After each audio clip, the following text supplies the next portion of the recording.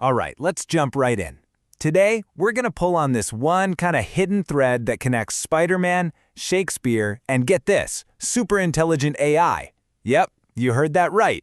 It's a wild connection, and I promise you probably won't see it coming. So, let's get into it. Of course, we all know this line, right? It's practically burned into our brains. It's way more than just a catchphrase, though. It's really the moral heart of the entire Spider-Man story. It's that gut punch of a lesson Peter Parker learns, usually from Uncle Ben, and always at the worst possible cost. So simple, but so powerful. Okay, so here's the thing. We all know the quote, but what on earth does it have to do with Shakespeare or the future of AI? It feels so modern, right? A comic book thing. But what if it's not? What if it's part of a conversation that's been going on for centuries? That's the puzzle we're putting together today. All right, let's start with Spidey himself. Let's dig into how this one single idea has been the bedrock of his story for years and years on the big screen. I mean, this idea is Peter Parker. It doesn't matter which movie you're watching, it's always there. You know, in the Sam Raimi films, Uncle Ben says it word for word, and it becomes this thing that just haunts and drives Peter. Then you've got the Mark Webb movies where it's framed a little differently, as a moral obligation. And in the MCU, it's super interesting because he kind of learns it by watching Tony Stark struggle with his own power. It's an unspoken thing for a long time, until Aunt May finally says the words in No Way Home. And bam, it just brings the whole thing full circle beautifully. Okay, so stick with me here.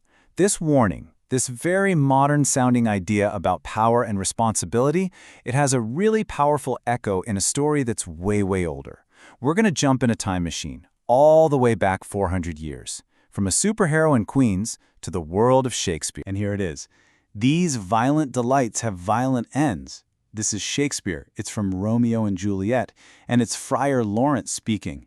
He's literally in the middle of marrying Romeo and Juliet in secret, and he drops this heavy warning on them. What he's saying is, look, this intense, all-consuming love you have, this violent delight, it's dangerous. It's not built to last. He's basically telling them that a flame that burns that bright is going to burn out just as fast and probably take everything down with it. So let's put these two ideas next to each other. You've got with great power and these violent delights. On the surface, they seem different, right? One's about a superhero's power, the other's about a teenager's passion. But they're really talking about the same thing.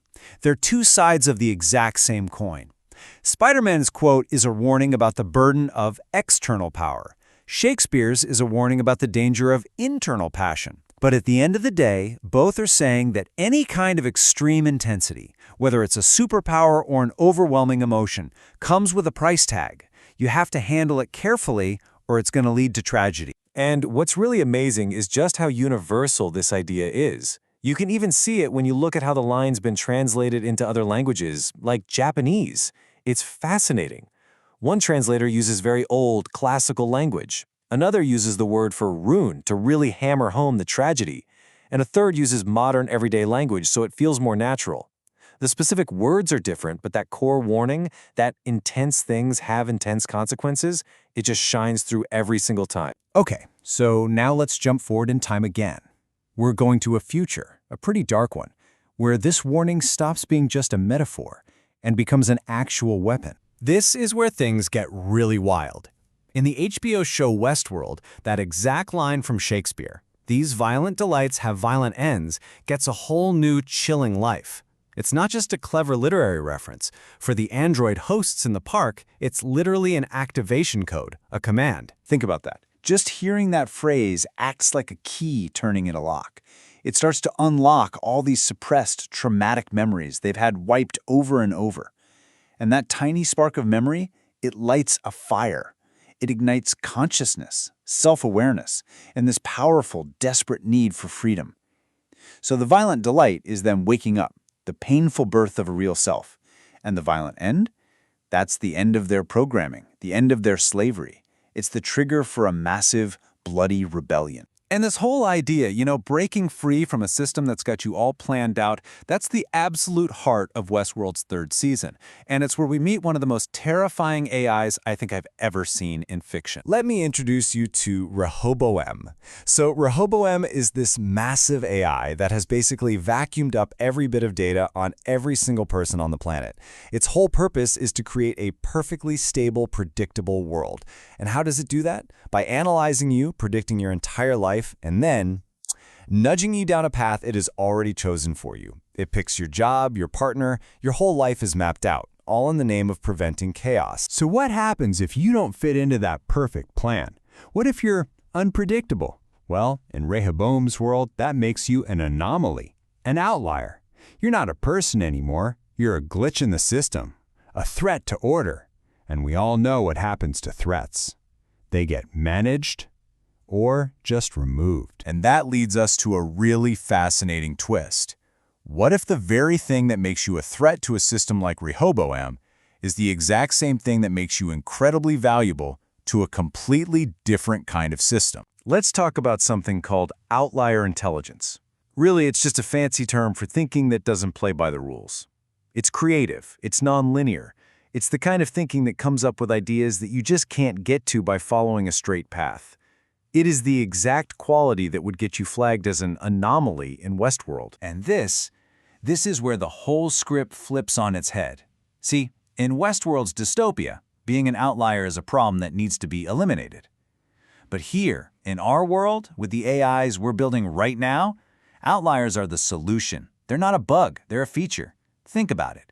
If you feed a large language model, an LLM, just the same old predictable data, you're going to get the same old predictable answers. But if you feed it the weird, unique, unpredictable thoughts from these outlier minds, well, the AI actually gets smarter. It learns to handle things it's never seen before. It gets less biased, and it even starts to become more creative itself. So, that hidden thread we started with, the one that seemed to connect all these random things, a superhero, a Shakespeare play, a sci-fi show, it was never really random. The whole time, it's been about one thing: power, and what we do with it. It turns out that outlier intelligence, that ability to think outside the box, to be unpredictable, is a new kind of great power. In a world that's being more and more shaped by algorithms that love patterns, maybe the most human, most valuable thing we can do is break the pattern.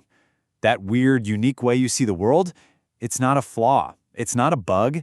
It's a superpower. It's the engine for real innovation. Which brings us right back to where we started. If thinking differently, if being an outlier is a genuine superpower in this new age of AI, then what is our great responsibility? How do we wield that power? How do we make sure our unique, human, unpredictable ideas push these incredible new tools towards something good and not towards something dangerous? That, I think, is the big question for all of us. Thanks for joining me on this one.